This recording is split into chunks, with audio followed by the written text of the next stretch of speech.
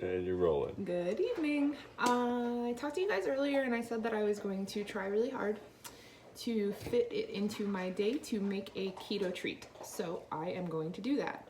I am going to make my absolute most favorite donut recipe that comes from wholesomeyumblog.com. I will put a link to that down below. Basically what I do is I use their basic recipe and I tweak it depending on what flavors I'm in the mood for. So I had a very long day. It's actually been a very long week. So we are going double chocolate today. Yes, double chocolate. I'm gonna show you what I'm doing, but I'm gonna kind of talk about what I'm doing. If there's something that you miss or you have questions or comments about how to tweak the flavor to make it your own, or you have a creative suggestion, I would love to hear about it. Now, first, before I do anything, I need you to look at my shirt. I know it's backwards, but tell me that isn't the best keto shirt ever. Powered by bacon. It's great, right? Okay, here we go. Super, super easy to make donuts. First, preheat your oven to 350 degrees. That goes for any flavor that you do. 350 degrees is the way to go.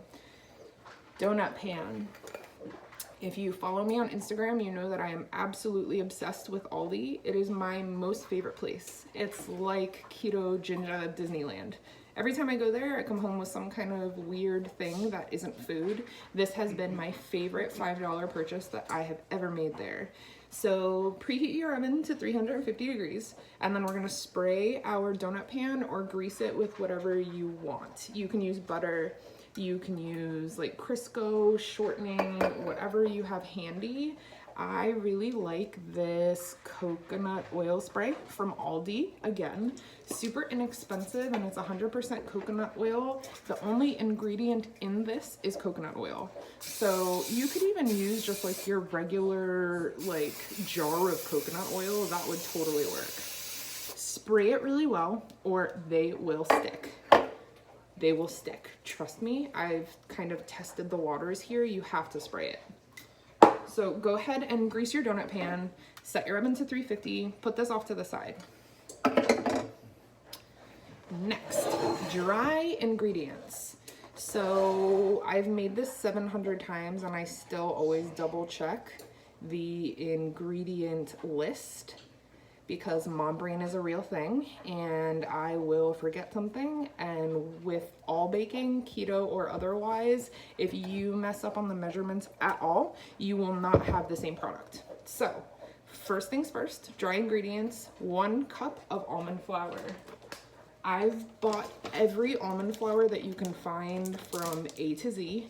I am not super picky about the brand. What I am picky about is that it is blanched and that it is super fine. The texture of almond flour makes a difference. So this is the one that I have for this week. I realize it's backwards. I hope you can use your imagination. So it's the Bob's Red Mill. He makes all kinds of awesome ingredients. The almond flour is really, really good. So we are going to do 1 cup of almond flour.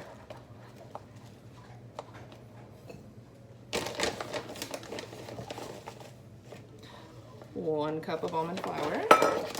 Then we are going to add our sweetener. I am still out of erythritol because I have not been to Publix. Aldi does not sell Swerve, so I am going to use what I have, and in this case, that's going to be a monkfruit sweetener. Don't look in my fridge. Don't you dare look in my fridge. This is not Cribs. You are not looking in there. So, monkfruit. All health food stores have this. If you're really lucky and you live near like a Wegmans or a Winco, I believe that they sell this just in their regular baking aisle. Very lucky. So the recipe calls for 1/3 cup of erythritol. When I use Swerve, I stick to that 1/3 cup. When I use monkfruit, I go a little more than that. I think that monkfruit needs the little bit of extra sweetness. That's just my personal preference. If you don't like things extra sweet, just use the regular 1/3 cup and let me know how it goes. So we're gonna do, I'm still gonna use my 1/3 cup scoop because we need to do dishes, from being real. I'm gonna try and get it in the bag and show you like how much I overdo the 1/3 of a cup. See, so like rounded heaping 1/3 of a cup, and that goes right into the almond flour. Next, we add our baking powder. Most baking powders are gluten-free, but check. I have come across a few that aren't, and if you just go in assuming that it's gluten-free and maybe you have a gluten allergy, that could be a situation for you. So 2 teaspoons of the baking powder rather, go into the dry ingredients. 2 teaspoons. Then we are going to add a dash of pink Himalayan salt. You could use regular table salt too. Just eyeball it. I just do a little shake. Nothing crazy. Next, because we are doing our double chocolate donuts, I'm going to go into my unsweetened cocoa powder. I love chocolate more than anything, so I am going to do a good amount of cocoa powder so they are nice and rich and chocolatey. You can do this to your own personal flavor preference. I'm going with 2 tablespoons of unsweetened cocoa powder. Now I need a whisk.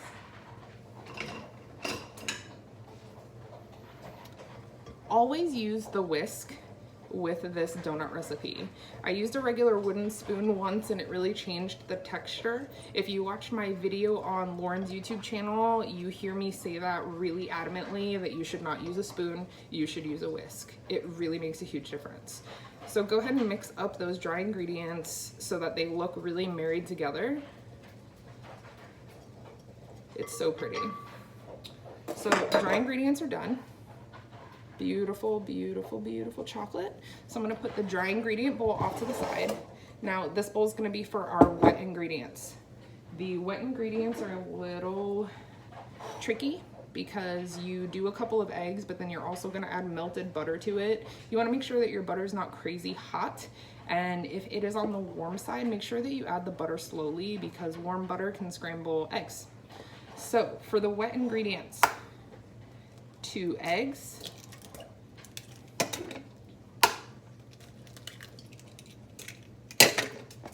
I always beat them a little bit before I add anything else to them just to kind of get that party started in there. Then we are going to add some vanilla. It calls for half a teaspoon, but if you are sensing a pattern with me, I always tend to over pour the things that are giving me flavor. I love flavor. I just love treats. Who doesn't love treats? So half a teaspoon of vanilla right into the egg mixture. Mix it up a little bit. If you watched my donut video with Lauren, you're also realizing that I'm missing my sous chef, my little Lincoln. He is in bed. He started at his new special ABA school this week, and I'm already noticing like some incredible changes in him, just his overall mood and personality.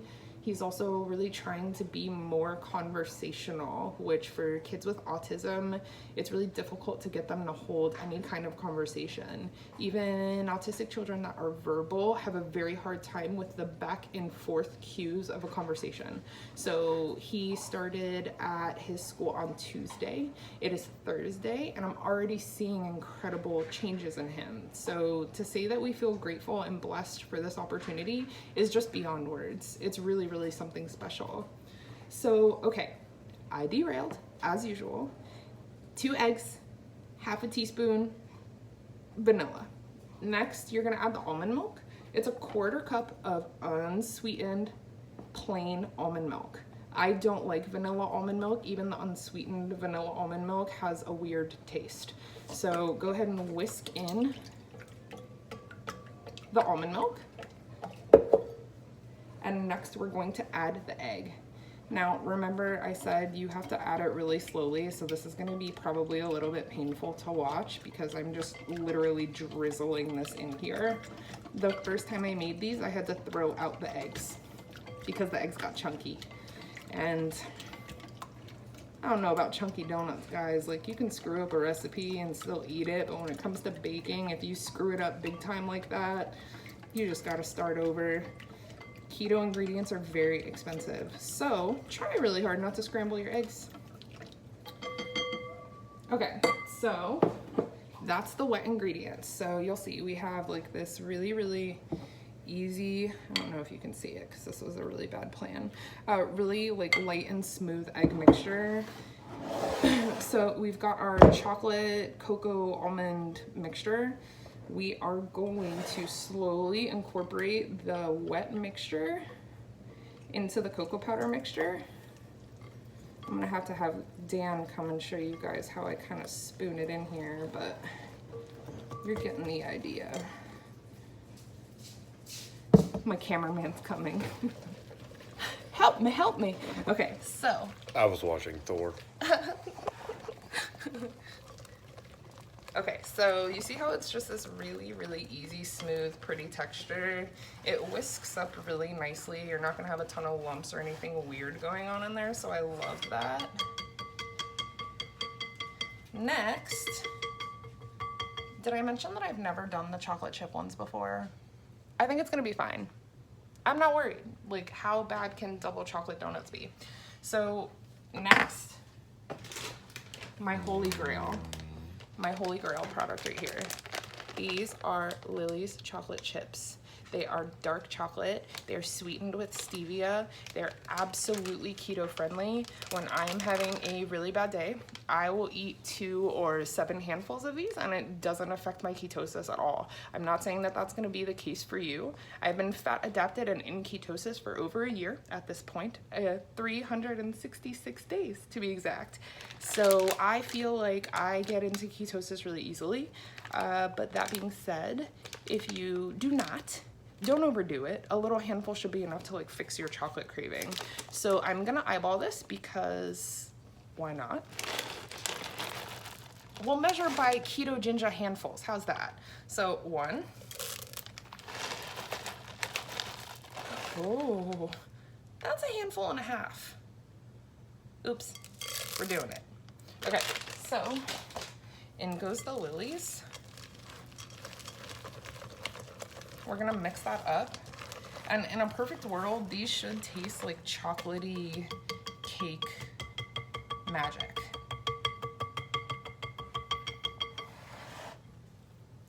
Okay, so now I'm gonna spoon it into the donut pan that I have very heavily sprayed with the coconut oil cooking spray. That's not a thing. What is this called? Non-stick cooking spray. That. Let me get a spoon. Say hi to my husband. This is Dan. Hello. Hello, YouTube. I'm trying not to make this take forever, so if you have things to do, fast forward me. So I'm gonna have Dan show you the really scientific approach to scooping donut into a pan. We're gonna get super close. I'm just kidding, it's not scientific. I literally just plop, plop, plop. And then at the end, when this big batter bowl is empty, I just see if there is any more plopping to do. And I try to even out the wells the best that I can.